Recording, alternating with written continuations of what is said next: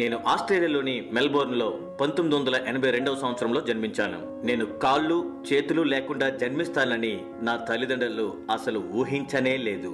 కాళ్ళు చేతులు లేకుండా జన్మించిన వ్యక్తిని, మొట్టమొదటి వ్యక్తిని నేనే కావచ్చు.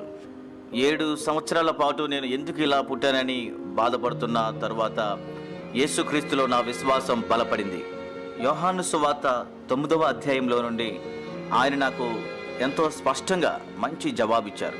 అప్పుడు నా వయస్సు 15 సంవత్సరాలు. ఆ వాక్యములో పుట్టుగుడ్డువారిని యేసు ప్రభు స్వస్థపరిచిన ఆ వాక్యము చదివిన తర్వాత నా జీవితాన్ని యేసుక్రీస్తుకు నేను సమర్పించుకున్నాను.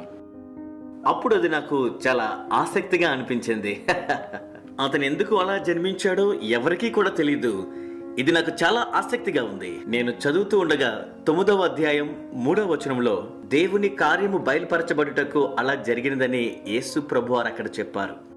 వెంటనే నా హృదయంలో తలంచాను, దేవా, నీవా గురుడ్డివాణ్ణిడల ఒక ప్రణాళిక కలిగి ఉంటే నా గురించి ఒక ప్రణాళిక కలిగి ఉన్నావు. అప్పటి నుండి యేసుతో నా వ్యక్తిగత జీవితం ప్రారంభమైంది. యూత్ గ్రూప్స్ వారు పిలుస్తున్నారు, సంఘాలు పిలుస్తున్నారు. నా సాక్ష్యం చెప్పుటకు ప్రపంచ వ్యాప్తంగా నాకు ద్వారములు తెరవబడుతూ ఉన్నాయి.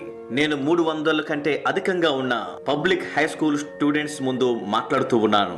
3 నిమిషాలు మాట్లాడగానే వారిలో సగం మంది ఏడవడం ప్రారంభించారు. వారిలో ఒక అమ్మాయి మధ్యలో లేచి నిలబడి ఏడవడం ప్రారంభించింది. ఆమె తన చేతిని పైకెత్తి, నన్ను క్షమించండి, మధ్యలో మాట్లాడుతున్నాను, నేను పైకి వచ్చి మిమ్మల్ని హత్తుకోవచ్చా అని అడిగింది. అందరి ఎదుటనే ఆమె పైకి వచ్చి నన్ను హత్తుకున్నది. నా భుజం పైన ఎంతో ఏడ్చింది. ఏడుస్తూ, నన్ను ఎవరు ప్రేమిస్తున్నారని ఇప్పటి వరకు చెప్పలేదు, నేను ఉన్న రీతిగానే అందంగా ఉన్నానని కూడా ఎవరు నాతో మాట్లాడలేదు అని ఆమె నా చెవిలో చెప్పింది. నేను నమ్మలేకపోయాను. అది నా జీవితాన్ని ఎంతగానో మార్చింది. ఆ సమయంలోనే దేవుడు నా ద్వారా ఆమెతో మాట్లాడుతున్నాడని నేను గ్రహించాను. అది నా మాటల వల్ల కాదు, నా శక్తి వల్ల కాదు, కానీ దేవుడే అక్కడ కార్యం చేశాడు. నా హృదయం మండించబడింది. ఒక్క ఆత్మ రక్షించబడుట ఆ దినమున చూడగా అది నా జీవితంలో మరువలేని దినంగా ఉంది. ఆ క్షణములోనే నేను ప్రపంచ సువార్థికునిగా పిలువబడి ఉన్నానని నా పిలుపును గ్రహించాను.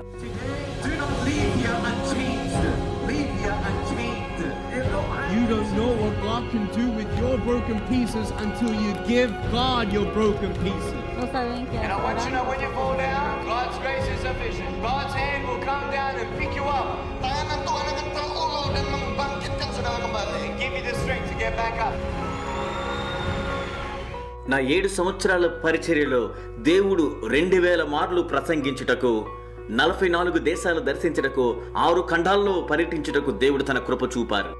చైనాలో యూనివర్సిటీ క్యాంపస్లో 40,000 స్టూడెంట్స్ మధ్య, ఇండియాలో 1,10,000 మంది గిరిజనుల మధ్య, తర్వాత ఇండోనేషియాలో, సౌత్ ఈస్ట్ ఏషియా నుండి కొలంబియా, కోస్టారికా వెళ్ళిన ప్రతి చోట ఆ దేశ నాయకులు, ప్రతినిధులు